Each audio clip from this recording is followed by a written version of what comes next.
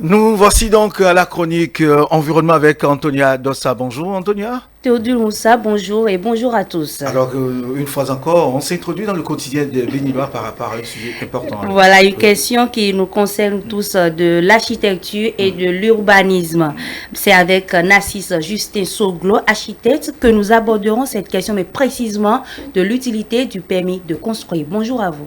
Merci, bonjour. Je vous remercie beaucoup pour cette invitation de l'Ordre, puisque ce n'est pas l'invitation de Narcisse Justin Soglo, mais c'est le Conseil national de l'Ordre des architectes et des urbanistes du Bénin que vous avez invité. Et le Conseil a bien voulu me permettre de venir sur votre plateau pour pouvoir parler du permis de construire. D'accord. Voilà. Permis de construire, dites-nous déjà, qu'est-ce que le permis de construire? Qu'est-ce qu'on peut comprendre déjà? Bon, c'est un document administratif, un certificat d'urbanisme que l'autorité communale ou municipale donne à celui qui a envie de construire un bâtiment. Donc c'est pour la vérification du respect de tout ce qu'il y a comme normes au niveau de l'urbanisme. Et quelles sont ces normes? Les normes sont un peu, comment on appelle, variées. Donc déjà, notre pays est réglementé par un décret sur le permis de construire et le permis de démolir. C'est le décret 050. Permis de construire et le permis de démolir. Voilà, ça veut dire que même pour démolir un bâtiment qui est construit, il faut solliciter l'autorisation de l'autorité. On ne se met pas parce que c'est nous qui avons construit pour casser ce qu'on a construit sans respecter des règles. Parce que pour démolir également, il y a des règles qu'il faut respecter. Avant de poursuivre, Antonia, permettez de demander au président Soglo. Alors, c'est donc ça, ceux qui se permettent de démolir, même une chambre à coucher, un salon, deux chambres à coucher, un salon, quand vous construisez chez vous avez le droit d'aller vers l'autorité. Obligatoirement. Déjà, quand on vous dit qu'avant de construire un bâtiment, il faut obtenir le permis de construire, là également, on vous oblige à aller vers l'autorité pour lui signaler que vous voulez démolir le bâtiment qui a été autorisé. Mais pourquoi? Parce que vous allez créer des nuisances aux voisins. Donc, pour protéger chaque citoyen, l'autorité a l'obligation de prendre des dispositions pour ne pas créer dommages aux voisins. Voilà, donc c'est comme ça, c'est pour cela que vous devez solliciter pour qu'on puisse voir avec quelle méthodologie vous voulez procéder à la démolition de votre ouvrage. Ce qui nécessite des dépenses, et des dépenses qui sont à la charge de qui? De celui qui démolit ou de l'autorité? Non, celui qui veut démolir, bien sûr. S'il veut démolir, c'est qu'il veut dire qu'il veut faire quelque chose de mieux. C'est sûr. Donc, si tu as à investir, tout ça est programmé. Donc, l'investissement que tu veux faire au départ t'a amené à aller solliciter l'autorité pour obtenir son accord. Très bien. Et quand tu as envie encore de changer ou de démolir ce qui a été fait pour autre projet, nécessairement, il faut aller signaler ça à l'autorité qui t'accorde cette autorisation. Donc là, on retient que le permis de construire est obligatoire pour toute construction, c'est ça? Naturellement. Sauf, il y a des cas d'exception. Voilà, quelles sont ces exceptions? Les cas d'exception, ce sont les cas de secret défense.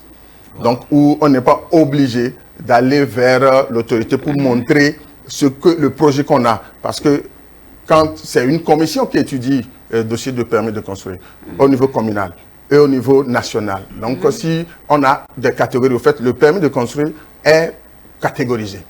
Donc, c'est sur 3 catégories aujourd'hui. A, B, C. A, c'est les constructions de faible importance. Il y en a de moyenne importance et il y en a, c'est-à-dire c'est au niveau des risques. Oui. Donc, le risque faible importance.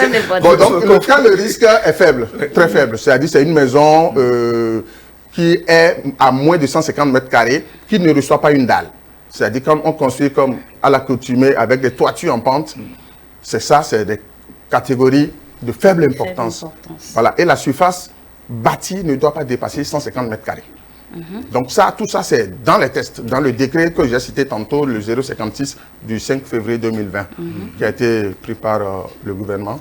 Donc, on vous fait obligation de prendre des dispositions nécessaires, parce que quand vous êtes dans des situations de faible importance, vous pouvez, en tant que propriétaire de votre maison, trouver des techniciens qui vous aident à faire le dossier et à l'introduire vous-même au niveau de la municipalité concernée pour obtenir ces armes-là avant de commencer.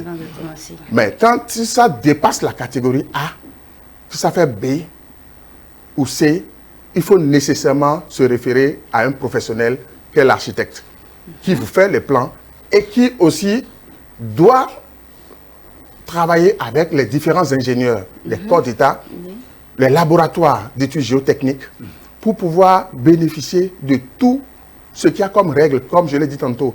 Parce que chacun dans son domaine doit pouvoir faire des études spécifiques pour avoir au moins des documents corrects qui peuvent vous permettre d'aller vers l'autorisation du permis de construire. D'accord. Vous avez parlé des tests quand on parle du permis de construire. Est-ce que les Béninois respectent réellement les tests? Oui, c'est déjà devenu dans les habitudes des Béninois.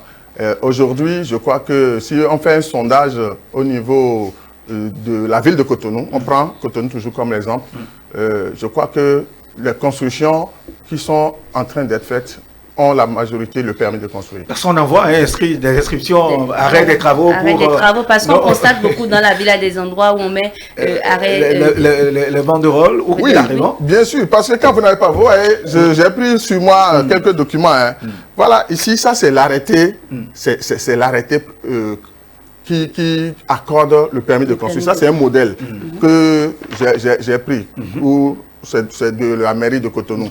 Et ça, je vous dis, je profite en même temps pour vous dire, suite aux réformes qui ont été opérées par le gouvernement, aujourd'hui, ce document, vous pouvez l'avoir sans sortir de chez vous. Celui-ci, je l'ai eu sans quitter mon bureau. En ligne. En ligne. Donc, j'ai introduit tous les documents nécessaires en ligne. J'ai eu à payer en ligne. Et dès que la commission a statué sur mon dossier et que j'ai eu l'avis favorable, la commission m'a envoyé automatiquement également un mail pour me dire c'est favorable, voilà ce qu'il faut payer. J'ai payé et j'ai eu mon permis tout de suite dans les 48 heures. Okay. Vous avez dit vous avez payé. Mais oui. Combien? C'est en fonction de la taille de l'ouvrage. Oui, c'est-à-dire en catégorisant, par exemple, j'ai dit catégorie A, vous payez 150 francs seulement le mètre carré. 150 francs. Le mètre carré. À occuper. À construire. Donc, ce qui veut dire que quand vous avez 100 mètres carrés de bâtiment, 100 mètres carrés, vous voyez ce que ça fait. Votre plateau ici ne fait pas tourne autour de 50 mètres carrés, même pas. Parce que si je prends donc,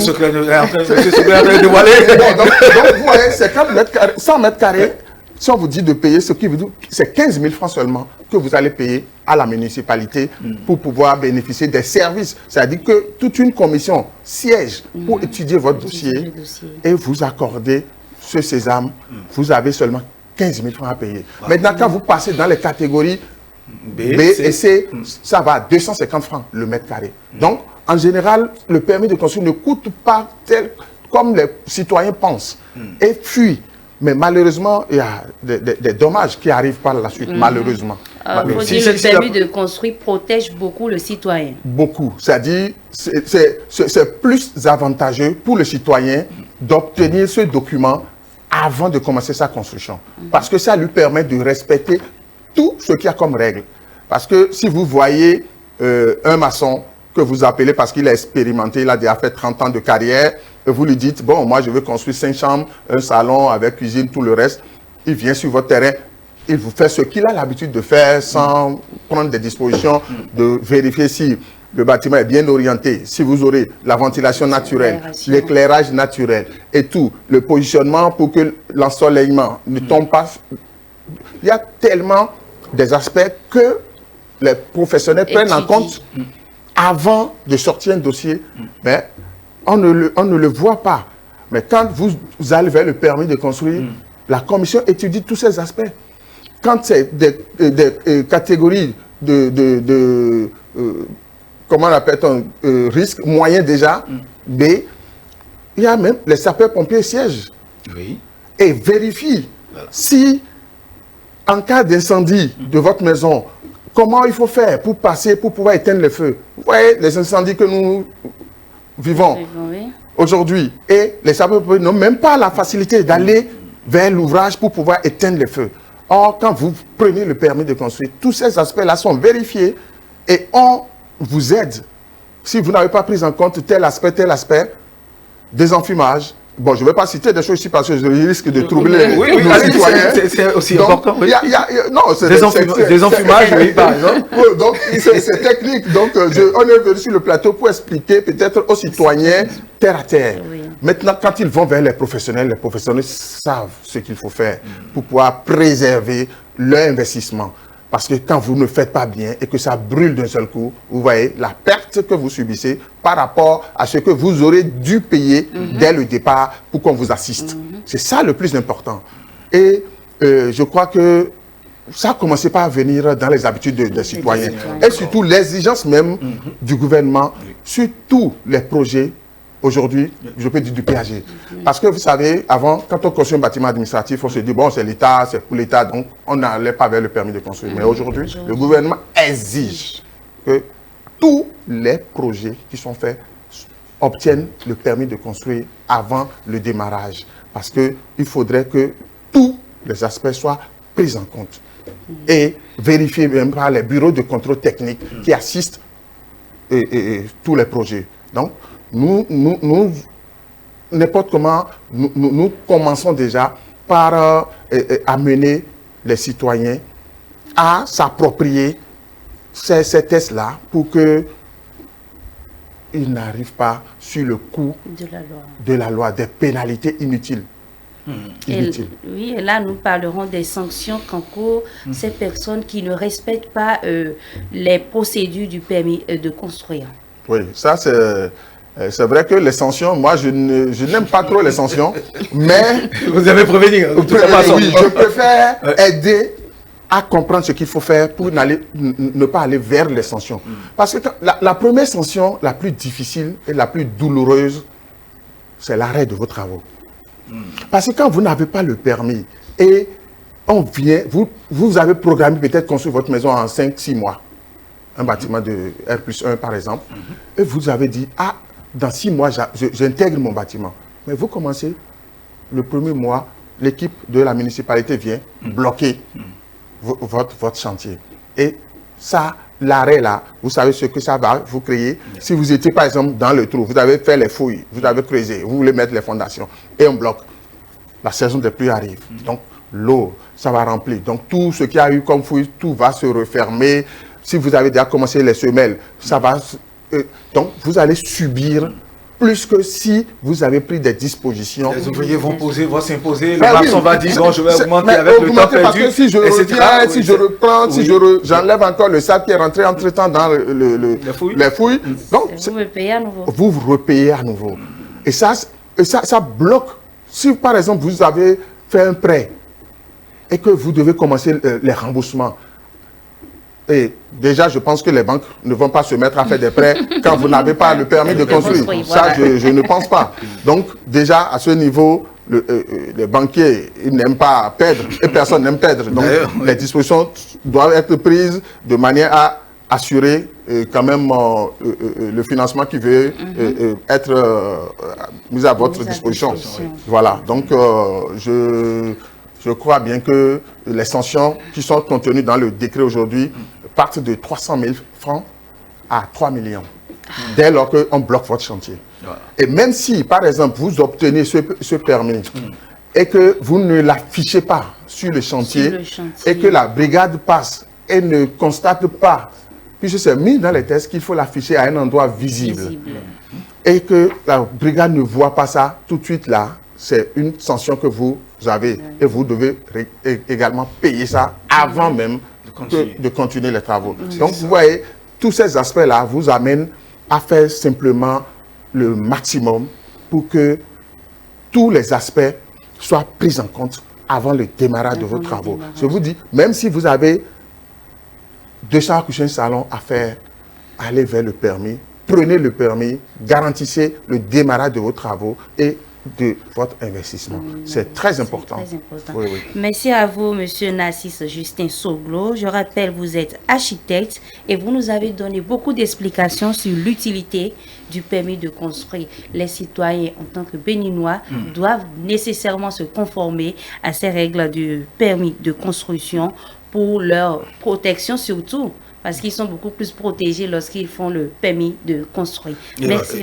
Il faut que l'ordre des architectes c'est-à-dire communique assez. Voilà, l'ordre communique, je crois que si vous suivez quand même l'actualité, l'ordre communique beaucoup pour amener nous on est dans la sensibilisation. Parce que nous ne voulons pas de la répression pour nos citoyens, puisque déjà nous avons une profession d'utilité publique et nous sommes obligés d'assister tout citoyen qui veut construire un bâtiment.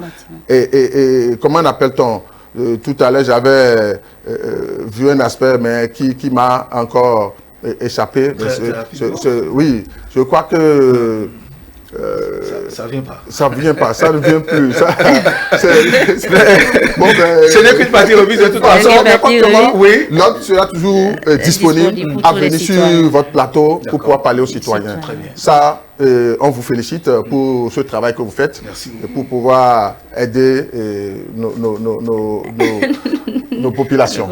Merci à vous, monsieur Nassis Justin Soglo. Merci beaucoup, ce fut un plaisir. Oui, voilà, monsieur Justin Nassis Soglo, on n'a pas envie de vous laisser partir, bien que ça ne peut pas le temps. Voilà. On se donne rendez-vous une autre fois pour d'autres sujets. Merci, très bonne journée, Antonia Dossa. Merci. Merci à vous. À tout à l'heure pour la causerie matinale.